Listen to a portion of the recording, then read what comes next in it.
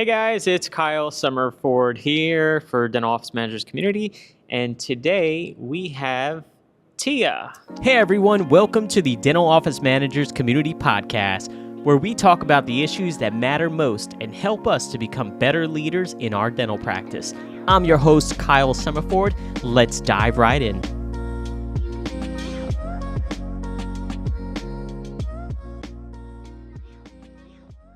Hi, how are ya? I'm doing good, Tija. Great. I'm glad to have you on. I'm glad to be here. It's a beautiful day, and I'm happy I'm your last person today because you saved the best for last. Well, I was trying to get you on.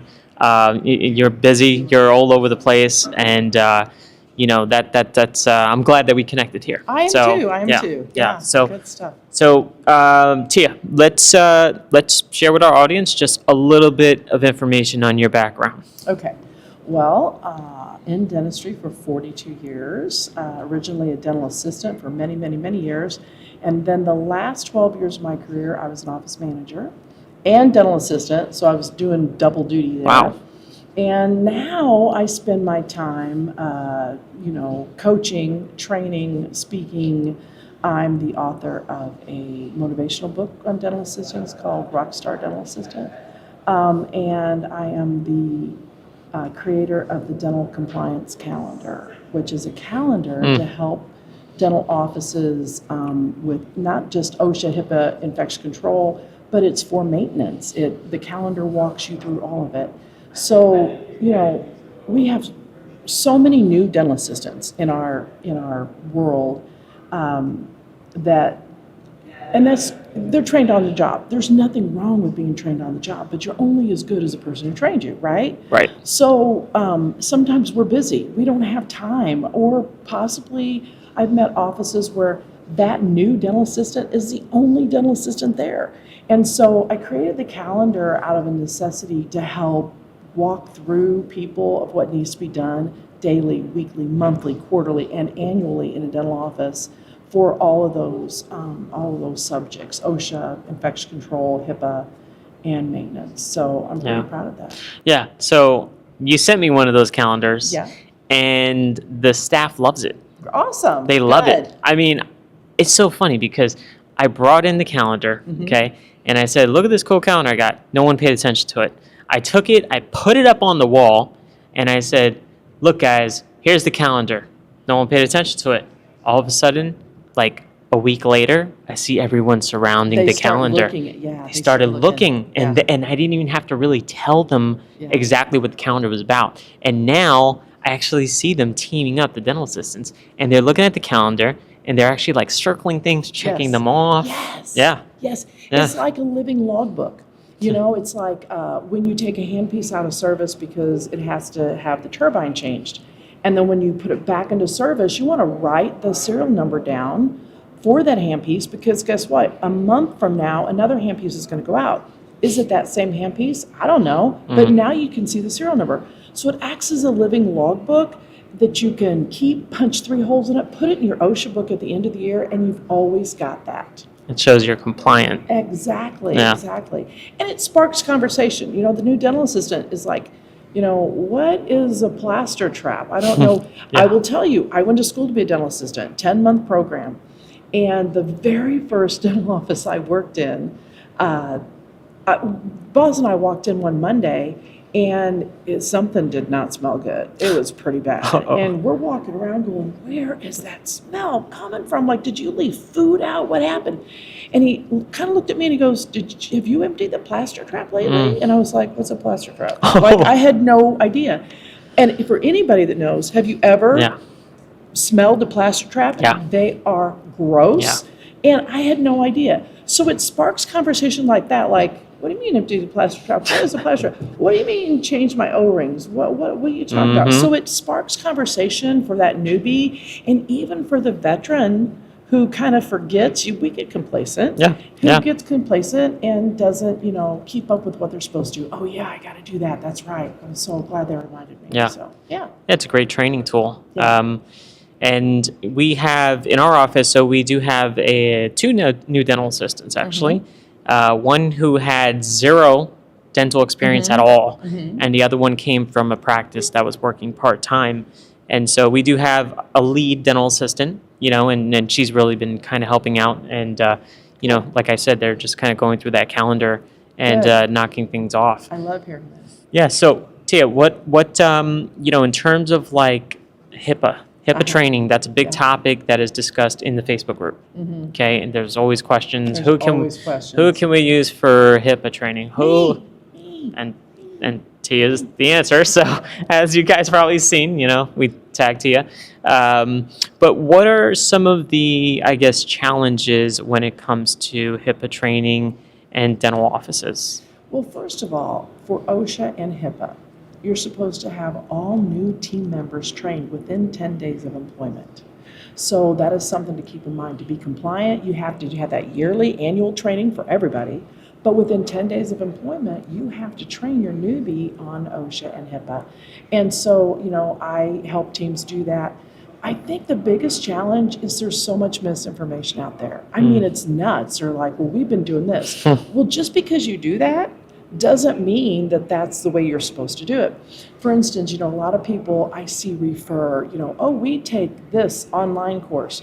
Well, I will tell you right now, OSHA and HIPAA frown upon an online generic course that, you don't have a person, an expert to ask questions to. You're supposed to be able to ask questions specific to your practice and get answers for that. If you say you're taking, OSHA comes in, HIPAA comes in, and they go, whoa, you took an online course, like, how was it, show me what this course is. They're going to throw it out and say that's not a good course. Wow. And so when you're choosing a trainer for this, make sure there's three things. Make sure, number one, that you are getting something. Actually, there's four things. You're getting something specific to your practice, not some generic training. Make sure the trainer knows what the heck they're talking about too, because there's too many charlatans out there. As far as what those people are going to ask for, they're going to ask to see your training records. Very important. They want to see training records. And they want to see consistent training records. So like, this is June. Every June, do your OSHA and HIPAA training. But do it every June. Don't do it June of this year and December of next year. They like consistency in those training records. Another thing they're always going to ask for, OSHA is always going to ask for, is those Hep B shots, yes. those vaccinations for your clinical team. And they're also going to ask to see those spore test reports for the last 3 years. So those are really the training records, the spore test, and the consecutive training records, spore test, and the Hep B vaccines. Those are the three major things that they're going to look for. HIPAA is going to look for also those consecutive training records, and that you have all your paperwork. Both of those entities, it cracks me up because people go buy a HIPAA book from Shine or Benco or Patterson. I've seen one of those. Yeah, they'll buy the HIPAA book, they'll buy the OSHA book, and then they never open it. It's like it's got like the cellophane still on it. When I get there. I was gonna say I've seen that actually with the wrapper still like torn, but it wasn't torn because it was open. It was just torn because the book was there for many years. Right. Yeah. And they never open it. And inside that OSHA book and that HIPAA book, it's supposed to be customized to your practice, and people never open it. I do help people with manuals. I have my own manual that I sell, but I do help them with manuals, or refer them out to someone who can help them. But it's important that you go through that, and like your practice, your employee manual, your employees need to know what you expect of them through OSHA, through HIPAA, and so those manuals need to be filled out. So that's a huge mistake I see, that people aren't taking those seriously. So what are the, say, implications of a practice that doesn't have training, and they get a knock on the door like, hello, Well, let me tell you, people gripe about the cost of training. People say, oh, well, we get somebody to do it for $50. Well, my training is 3 hours long. So if it's less than 3 hours, you may have a problem. And sometimes I can't even answer questions in that 3 hours. It goes a little longer. But the cost of noncompliance is huge. It's fines for both OSHA and HIPAA. Wow. There's a lot of fines, and, OSHA fines the practice owner, but HIPAA fines the person who created the breach. Really? So if that's you, Kyle, in your practice, you're the one paying the fine, not necessarily your practice owner. Oh my gosh. So I don't have that money. right, exactly. And I don't have it. And when they're finding these people, the fines are huge because they're making a point. Yeah. They want to send a message, Cal. Yeah. They want to get you, and they want to stick it to you so they can send a message that they're not tolerating this type of thing. So I think that people really need my messages. Don't take OSHA and HIPAA lightly. Like, truly get trained and find out what you need to do it, because the fines are no joke. And let's not even talk about possibly shutting down your practice. Yeah, that's tragic. It is It's tragic. tragic. Yeah. I could never imagine having to close our office, Well, and think about it, Kyle. If you had to close your office, let's say you got a slap for 30 days. Team members, Americans on average are on 3 weeks to bankruptcy. Yeah. If we had to go 3 weeks without a paycheck, we would probably be bankrupt. No. I mean, we saw that at the beginning of COVID. Everybody freaked out for that reason, right? Yeah. So, could you, as a team member, go, a month, 30 days without work because your boss can't afford to pay you because they're not making any money? So Yeah. it's something that affects the entire team, not Yeah. just the practice owner. Yeah. Life without pay. Yeah, that would suck. That would suck. Yeah. You got my head here spinning. Just like, how would that work? Yeah. No, it'd be real unfortunate. Like, I'm sure we would lose staff. Maybe they would go elsewhere. Absolutely, Right? absolutely. But then think about that. That's another thing to think about. You're on a team who gets shut down for 30 days because of OSHA. You really think you're going to go to the guy down the street? Yeah. Oh, how come you're not with Dr. Smith anymore? Well, we were shut down 30 days because we weren't compliant on OSHA. Really? You know what? It's nice meeting you, but Yeah. I think we're good. Yeah, we don't want you on our team. Exactly. Get out of here. Go back over there. It's a trickle effect. It's going to affect everybody. Wow. Yeah, that's Yeah. interesting. A lot of food for thought there. I know. Yeah. It's crazy. Yeah. I didn't realize it could be that serious. It truly can, and that's the problem. Doctors think about that front office, getting that patient in, collecting that money. We're going to grow. We've got to make sure our systems are in place. Where's your systems for the back, right? Where is if your front is doing good but your back is falling apart, you're really not doing good. It's going to catch up with you. Yeah. So, yeah. Yeah, the back is equally important, if not more. I mean, they're directly interacting with patients, and they're with the doctor. So I've always felt that dental assistants are undervalued, and I agree. I've always felt that way. In our practice, we try to be equal to the dental assistants as we are to the front desk. Yeah. And that's should be. and that's because a lot of our team is also cross-trained. Yes. And so, with the exception of the newer staff, which we will get there, but we feel that if everyone is working as a team, as opposed to individuals, right, then we'll all strive together. Right. Absolutely. And sometimes I think they feel like, and I've heard it. I mean, 42 years I've been doing this. Dental assistants are a dime a dozen. I can get a monkey to do your job. And we've heard stories. Well, like I've that. heard that about my job, just so you know. So I can get a monkey to do I'm your sure, job. exactly. I've heard that too. Right. So Really but try it. yeah, 'cause that ain't gonna happen. yeah. And dental assistants a lot of times do feel undervalued and not appreciated. And so, it's important that everybody on the team gets recognized, because this is a team effort. You know that. Yeah. It takes every single one of us to make that wheel go around. Yep. And I don't like it when dental assistants tell me, oh, my doctor didn't send me, everybody went to this course, but my doctor didn't send me because I don't need CE. And I'm like, wait a minute, what do you mean you don't need CE? And they're like, well, I don't need CE. And I'm like, are you saying you don't need CE credits? Yeah, I don't need CE credits. And I'm like, okay, you might not need CE credits, but you need to be continually educated. Yeah. Because I can't even begin to tell you in 42 years how different this profession is. It's crazy. If I told you the way, we didn't used to autoclave anything. I mean, nothing at all. My boss told me, if you find someone a little shady, you can autoclave it. But honestly, we didn't autoclave anything. If I told you, I can't because it's too long of a story, how I used to take impressions, you would die. You were like, you are lying to me.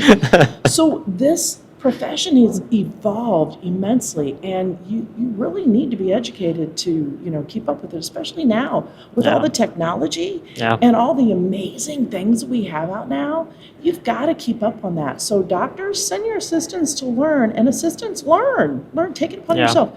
You are oral health care professionals, and so learn. Office managers, make sure your dental assistants are keeping up, make sure they're taking CE, and get them educated, because when that doctor leaves that operatory, they need to have faith in what comes out of that dental assistant's mouth, because I will tell you, 99 times out of 100, when the doctor walks away, the patient looks at the dental assistant and says, what did they mean? Like, when they said that, what did they mean? And you got to be confident in what is coming out of their mouth. Otherwise, you might lose a patient. Yeah, dental assistant. So I've seen that time and time again. Yeah. The patient, as soon as the doctor leaves, patient says, hey, what was he talking about? Exactly. Or, they find that connection with the dental assistant. Yes. And I guess it's more of like they feel on a level playing field, And the dental assistant spends more time with the patient than any other team member, hands down. Yeah. So the patient really does develop a relationship with the dental assistant that they don't develop that's different from the doctor or the hygienist. Right. And so, or the treatment plan coordinator, because they're only with them a few minutes. So really the dental assistant is available to make this huge impact on a patient either way, bad or good. Yeah. So, it's important that they're educated so that they understand everything, and they know how to talk to the patient, speak to the patient. Yeah.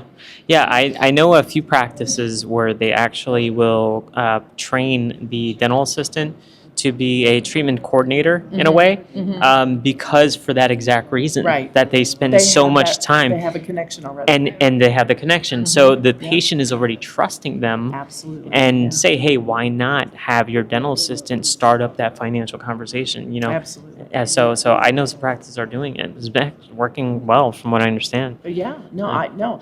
And I know a lot of dental assistants that have moved into that role because they understand the process, right? Yeah. So it only makes sense. I mean, it's perfect sense. Yeah. Okay, so Tia, you shared a little bit of information with us on the calendar. Yes. I want you to just kind of show our audience your calendar here. Here it is. The Karma Compliance Calendar, because we all know what karma is, right? We don't know that. So in it, you will find... I have some front desk duties there, task, and then daily and weekly task of a clinical team, whether that's the dental assistant or the hygienist, and then sprinkled out in the calendar itself on the months is, monthly, quarterly, and annual things that need to be done, OSHA, HIPAA, infection control, and I think the most important one is maintenance, because it's something dental assistants have to do, dental hygienists have to do, but it's a great reminder. So there's something different on every month that talks about water lines. I'm very big into water line contamination and making sure our water lines are good. But it's chock full of good stuff, and with it comes an infection control, OSHA and infection control checklist, a HIPAA checklist, and a maintenance checklist. So, Cool. So how do our members get their hands on that? I don't have the QR code here. Yeah, I do. The QR code is right there. Okay. Right. Is there a website? There. And it's practiceboosters.com/store. If you want cool. to go to it, practiceboosters.com/store. And there's a QR code. And you'll see this little guy in the middle so that you can click on that and purchase a calendar. And we've got great things coming for 2025. So Cool. always try and add Cool. something new and fresh in there. Yeah, I love you said the water line maintenance. Yes. I recall a story. I don't remember what year this was, but when you said that, it immediately kind of struck a chord. And I remember there was a story, and maybe there are others that have happened, but I remember there was a story about this office that had contaminated water lines, and like a bunch of patients contracted some disease. I don't know if it was HIV or it was like hepatitis or something like that. So what it was probably the Anaheim story. Okay. That there were over 200 children that were That's affected it. with- That's it. Yeah, with Legionnaire's disease, or the Legionella bacteria. We call it Legionnaire's disease most commonly. But yeah, I mean, it's a bad thing. And people will tell me there's a waterline treatment, there's a waterline shock, and there's testing your water. And the misconceptions is we don't have to test our water. We have a reverse osmosis system. We use this amazing distilled water that we get in these jugs. So we don't have to do that. That's a myth, because the bacteria lives in the water lines. And so the water you put in is going to be good, but when it travels through the lines, it comes out the other end. That's where the bacteria lives, so it comes out contaminated. The other misconception is, we shock our lines. And I'm like, well, how do you do it? Well, they're not really shocking, they're treating. So the CDC says we're going to test our water at the end of the quarter, and we're going to shock the first day of the next quarter or the next day. We're going to treat our lines every day. I have some people that shock more often. I'm a once a month shocker myself because I just believe in that. And there are lots of things you can do. You can purge your water lines at the weekend. There's lots of different things that you can do for that. But a lot of, just like all infection control, there's so much misinformation out there. And that's what I love doing, is helping dental offices, dental assistants, office managers, weed out the difference, because I want to educate them so they'll know the truth. Well, that's why I brought you on. Thank you. Yeah, yes. We've been talking about this for how long? I know, yeah, and I'm finally glad we got to meet here. So, cool. All right, so Tia, how can some of our members reach out to you if they are interested in training services? Well, I'm in the community, but my email is TIJAEFDA for Expanded Function Dental Assistant @gmail.com. So you can reach out to me there, or private message me on Facebook. I'll be happy to help you. Cool. But I do want to warn you, I was just looking at my others folder. You know how when someone messages you on Facebook that's not a friend? Yeah. I just went to my others folder and I have 10 messages from the last 2 months that I didn't even know was there, because you don't get notifications for that. Oh my gosh. And I was like, oh my God, now I feel bad. So, TIJAEFDA @gmail.com. Please email me and I'll be happy to get back with you. Cool. You know what I'll do? Because I tag you in some of those Yes, you do. Thank you for those that. comments or posts. I'll try to share your email more often. So I love that. You know. Because I can't in the room.